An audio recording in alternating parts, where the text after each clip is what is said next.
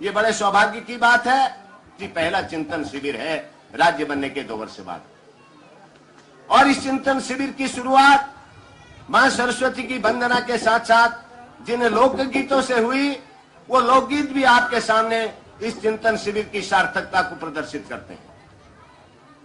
जिन सांस्कृतिक कार्यक्रमों के माध्यम से भी समाज में जो बुराइयां हैं, समाज में जो शोषण की प्रक्रिया है, किस तरीके से आज शराब पूरे गांव-गांव को खा रही है, किस तरीके से शराब आज पूरे उत्तराखंड को तबाही के कागार पर लाकर खड़ा कर रही है, किस तरीके से जंगलों के विनाश से आज पर्यावरण ही नहीं बल्कि उत्तराखंड का अस्तित्व खतरे में है। ये सारी चीजें अभी हमारे सांस्कृतिक टीम के हमारे सम्मानित साथियों ने जो दिल्ली से आए हैं, उन्होंने आपके बीच में अपनी बात जो है सांस्कृतिक कार्यक्रमों के माध्यम से रखी। मैं स्वागत करता हूं श्री प्रेमवल्लभ बलोदी जी का, जिन्होंने उत्तराखंड क्रांति दल की आज इस विशाल जनसमूह के सामने सदस्यता ली है। मैं स्वागत करता हूं उनके साथ आए हुए उन तमाम मित्रों का, जिन्होंने देर से ही सही इस बात को स्वीकार किया है कि अगर उत्तराखंड का भविष्य बनना है तो उत्तराखंड की जनता ही बना सकती है उत्तराखंड को। अभी पिछले दिनों दिल्ली में चुनाव हुए और लगातार होते रहे हैं। जब से देश की आजादी के बाद जो पहला चुनाव हुआ, दिल्ली में भी हमारे पर्वतीय भाइयों की बहुत बड़ी संख्या है। कुछ लोग कहते हैं 22 लाख हैं, कुछ लोग कहते हैं 18 लाख हैं, कुछ लोग कहते हैं 25 लाख हैं। लेकिन वो शक्ति, जितनी बड़ी संख्या पहाड़ के लोगों की दिल्ली में है, चाहे वो प्रशासन का क्षेत्र हो, चाहे वो शिक्षा का क्षेत्र हो, चाहे वो राजनीति का क्षेत्र हो, कोई ऐसा क्षेत्र नहीं है हिंदुस्तान का जिसमें उत्तराखंडी न हो और उत्तराखंडी की अपनी ईमानदारी की, अपनी मेहनत की, अपनी साफगोई की पहचान न हो। लेकिन दुर्भाग्य भी हमारे साथ हमेशा बना रहता है। एक कहावत है कि अगर एक जार में केकड़ों को रख दो तो केकड़े के ऊपर ढक्कन लगाने की जरूरत नहीं है, एक केकड़े की टांग दूसरा केकड़ा खुद खींच लेता है। ठीक वही हालत पर्वतीय समाज की भी है। वो कभी संगठित नहीं हो पाया, इतिहास इस बात का साक्षी है। और जब भी कुछ लोग आगे बढ़ना चाहते हैं, दूसरा उसको पीछे खींचने की कोशिश करता है। दिल्ली के चुनाव के बारे में भी मेरी हमेशा ये राय रही है, उत्तराखंड क्रांति दल एक क्षेत्रीय दल है। 1979 में डॉक्टर डी.डी. पंत के नेतृत्व में इस दल का गठन हुआ और श्रद्धेय उत्तराखंड के गांधी, पर्वतीय गांधी बड़ुन जी के संरक्षण में और उनके मार्गदर्शन में ये दल आगे बढ़ा। 22 साल तक हमने राज्य की लड़ाई लड़ी और 1994 क्या है, वो ऐतिहासिक आंदोलन भी है जिसमें हिंदुस्तान का कोई हिस्सा ऐसा नहीं था जो इस राज्य आंदोलन से प्रभावित नहीं हुआ हो। चाहे वो बंबई का पर्वतीय समाज हो, चाहे वो गुजरात का पर्वतीय समाज हो, चाहे वो दिल्ली का पर्वतीय समाज हो, जहां जहां भी पर्वतीय निवास करता है, सारा भारत आंदोलित हुआ, पर्वतीय समाज आंदोलित हुआ। और 1994 का वो ऐतिहासिक राज्य आंदोलन भी सबके सामने है, जिसने पहली बार हिंदुस्तान की जनता को यह बताया, जिसने राष्ट्रीय दलों को यह अवगत कराया कि किराए की लाखों भीड़ इकट्ठा करके भले ही थोड़ी देर के लिए लोग राजनेता बनने का नाटक करते हो, लेकिन पहाड़ से जिस तरीके से गंगा और यमुना निकल करके सारे देश को नया जीवन देती हैं, उसी तरीके से 1994 2 अक्टूबर का वो जन सैलाब, वो जनता की गंगा जो दिल्ली की सड़कों पर जो है सैलाब के रूप में निकली थी, ये दीगर बात है कि वो आंदोलन किन कारणों से असफल हुआ। मैंने पहले ही कहा कि हमारे लोगों की सोच बहुत छोटी है। हमारे यहाँ पहाड़ी में कोनी खुटामुनी शोचानी, और पहली बार भारत के इतिहास में उत्तराखंड के लोगों का बलिदान भी, जब भी उत्तराखंड का सही इतिहास लिखा जाएगा, स्वर्णाक्षरों में लिखा जाएगा। 1962 की भारत चीन की लड़ाई रही हो, 1965 का भारत पाकिस्तान का युद्ध हो, 1971 का भारत बांग्लादेश का युद्ध हो, या मौजूदा कारगिल ऑपरेशन हो, सबसे ज्यादा जवान कटा है उत्तराखंड की धरती का कटा है। सबसे ज्यादा मां की गोद सुनी हुई है, बहन की मांग का सिंदूर पूछा है तो उत्तराखंड की मां की गोद सुनी हुई है, बहन की मांग का सिंदूर पूछा है। आज भी सियाचिन में 18,000 की ऊंचाई पर, आज भी कश्मीर के बॉर्डर में सर्वाधिक ऊंचाई पर 15 से 20 फुट बर्फ में अगर कोई जवान देश की सीमा के लिए बंदूक ताने खड़ा है तो वो कुमाऊं रेजिमेंट का बेटा है, गढ़वाल रेजिमेंट का बेटा है, उत्तराखंड की धरती का बेटा है। तो जिस कौम ने इस देश को सब कुछ दिया, जिस कौम ने इस देश के लिए हमेशा त्याग ही त्याग किया, वो कौम अगर अपने घर में पराई होगी और वो कौम अगर जागृत नहीं होगी, अगर वो कौम छोटे छोटे झगड़ों में लिपट करके अपने आने वाली पीढ़ी के भविष्य के बारे में नहीं सोचेगी तो उस कौम को कोई नहीं बचा सकता, ब्रह्मा विष्णु महेश भी आके नहीं बचा सकता। 1994 के आंदोलन की याद दिलाना चाहूंगा, वो ऐतिहासिक आंदोलन 1994 का, जिसमें पहली बार 42 लोगों ने अपनी शहादतें दी, जिसमें पहली बार देश के इतिहास में हमारी 2 बहनें हंसा धनई और बेलमती चौहान भी शहीद हुई। ये त्याग और ये बलिदान के बाद ये राज्य मिला, ये किसी की कृपा से नहीं मिला, ये राष्ट्रीय दलों की कृपा से या किसी की भीख से नहीं मिला। इसके लिए पहाड़ के बेटों ने कुर्बानी दी है, अपना लहू दिया है, अपना बलिदान दिया है। और जब राज्य बना तो हमें यह उम्मीद थी कि यह राज्य यहाँ की जनता का राज्य होगा, ये राज्य यहाँ के मजलूमों का राज्य होगा, ये राज्य यहाँ के गरीबों का राज्य होगा, ये राज्य यहाँ के दलितों का, कमजोर तबकों का राज्य होगा। पहाड़ का पानी और पहाड़ की जवानी पहाड़ के काम आएगी, एक नए सवेरे की हम शुरुआत करेंगे, ये हमारी परिकल्पना थी। लेकिन जिस दिन राज्य की घोषणा हुई उससे पहले भी आपको मालूम है, जब उत्तर प्रदेश से राज्य का विधेयक पारित होकर केंद्र सरकार को गया, उसमें 26 संशोधन कर दिए गए। और उसके बाद जब केंद्र ने उसको पारित किया, उसमें 29 संशोधन हुए। हमारा पानी 2 बोल्ड बने, गंगा बोल्ड बना और यमुना बोल्ड बना। गंगा बोल्ड में 3 स्टेटें हैं और यमुना बोल्ड में 6 स्टेटें हैं। उनकी राय के बगैर आप अपने गंगा के जल का उपयोग नहीं कर सकते, यमुना के जल का उपयोग नहीं कर सकते। आज भी अपने जमीन का कानून बनाने का अधिकार हमको नहीं है। वो सारे संशोधन किए गए। ये पहला राज्य है जिसके साथ ये अन्याय किया गया कि वो अपना कानून नहीं बना सकता। तराई के रिफ्यूजियों को खुश करने के लिए, जो रिफ्यूजी 1947 में जब देश का बंटवारा हुआ, हिंदुस्तान में किसी ने रिफ्यूजियों को जगह नहीं दी। उत्तराखंड के लोग थे जिन्होंने पूर्वी पाकिस्तान से आने वाले और पश्चिमी पाकिस्तान से आने वाले लोगों को उत्तराखंड की तराई में जगह दी। कहा तुम्हारी रगों में भी हमारा ही खून बहता है, आओ तराई में बसो। वो भिखारी की तरह आए, सब कुछ लुटा के आए, और जब उत्तराखंड में आए, लाखों के करोड़ों के मालिक बने, बड़े बड़े फार्मों के मालिक बने, तो उन्होंने कहा कि हमारी संस्कृति पहाड़ियों से नहीं मिलती, हम तो तलवार चला देंगे। उनके हितों की सुरक्षा के लिए दिल्ली की सत्ता में बैठे लोगों ने राज्य के तमाम हितों के साथ कुठाराघात किया। और आज स्थिति यह है कि जब राज्य बना है, 2 साल हो गए हैं, 1.5 साल एक केयरटेकर सरकार रही और 2 साल ये हमारे कांग्रेस की चुनी हुई सरकार पंडित नरेंद्र तिवारी की सरकार सत्ता में है। और इन 2 सालों में सारे उत्तराखंड की जनता का मोह भंग हो गया। एक भी उद्योग, हमारी आज तक कोई कृषि नीति नहीं है, हमारी शिक्षा नीति नहीं है, हमारी रोजगार नीति नहीं है, हमारी उद्योग नीति नहीं है, हमारी पर्यटन नीति नहीं है। जब नीतियां नहीं है तो आपने कितने खड़ंजे बनाए, कितने रोडों का शिलान्यास किया, ये मायने नहीं रखता। किसी भी सरकार की पहचान उसकी नीतियों से होती है। और पूरे उत्तराखंड में आक्रोश है।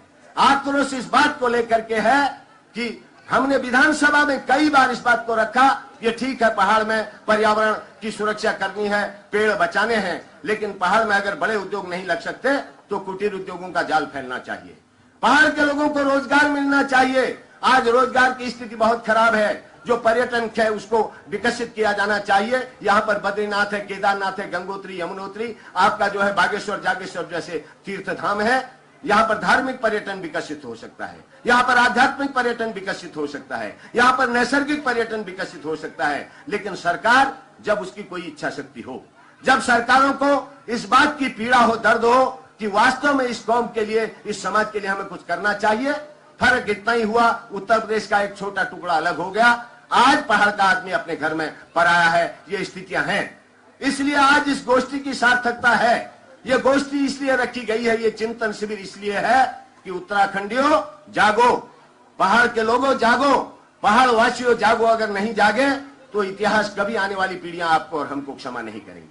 यह आज की इस गोष्ठी का मुद्दा है, यह आज की इस गोष्ठी का मकसद है। 22 सालों तक हमारे लोगों ने न खा करके, न पी करके, भूखे रहकर, नंगे रहकर, सड़कों पर रहकर आंदोलन किया।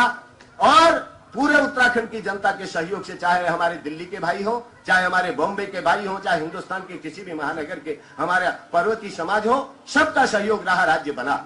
लेकिन इस राज्य में आज भी किसी भी क्षेत्र में देख लीजिए उत्तराखंडी का क्या भविष्य है। अभी हमारी उद्योग नीति बन रही है। पिछले दिनों 8 दिन के लिए हाउस चला और हमने कहा सरकार से कि आपकी ये उद्योग नीति व्यवहारिक नहीं है, हम इस उद्योग नीति का बहिष्कार करते हैं। पंतनगर में 1700 एकड़ जमीन चयनित की जा रही है। सितारगंज में की जा रही है। आपके जो है आईडीपीएल ऋषिकेश में और बीएचईएल में जमीन छांटी जा रही है। कहा यह जा रहा है कि बाहर के उद्योगपति आए, उद्योग लगाएं। हमने कहा यह परंपरा आपकी पहले से रही। दिल्ली का उद्योगपति आए, बॉम्बे का उद्योगपति आए, मल्टीनेशनल आए, वो उद्योग लगाए, सब्सिडी खा के चला जाए, या उद्योग खड़ा रहेगा तो मजदूर भी बलिया से आएगा, मजदूर भी गोंडा से आएगा, मजदूर भी बस्ती से आएगा, फैक्ट्री मालिक भी बाहर से आएगा और सारी पूंजी हमारी खाएगा। हमने इस बात को कहा कि हमारे लोगों के लिए आरक्षित औद्योगिक नीति में स्थान रहने चाहिए। आया अगर 100 उद्योग लगते हैं तो कम से कम 70 उद्योग उत्तराखंडियों को मिलने चाहिए, चाहे वो जॉइंट सेक्टर में लगाए, चाहे वो व्यक्तिगत सेक्टर में लगाए, चाहे वो किसी भी सेक्टर में लगाए। और खास तौर से जो हमारा प्रवासी पर्वतीय है जो पूंजी लगा सकता है उसके लिए आरक्षण की व्यवस्था होनी चाहिए। ये बात मैंने हाउस में कही है अभी, इससे पहले जो सत्र हुआ था, और अभी जो होगा उसमें भी कहेंगे। हम उस उद्योग नीति को स्वीकार नहीं करेंगे। ऐसी सरकारों की जो लगातार 55 साल तक इस उत्तराखंड को लूटती रही हैं, उनकी धज्जियां उत्तराखंड की जनता उड़ाएगी, उनको पहाड़ की सरजमी पर पांव नहीं रखने देगी। यह हमारा संकल्प है। हमने इस बात को कहा है कि पहाड़ के बेटों ने इस देश के लिए अपना खून दिया है, तो पहाड़ के बेटों को इस बात का अधिकार मिलना चाहिए कि रोजगार से लेकर पूंजी निवेश से लेकर उद्योगों में लाभ से लेकर सारे क्षेत्र में उत्तराखंड की हिस्सेदारी तय होनी चाहिए। उत्तराखंड के पर्यटन में उसकी हिस्सेदारी तय होनी चाहिए।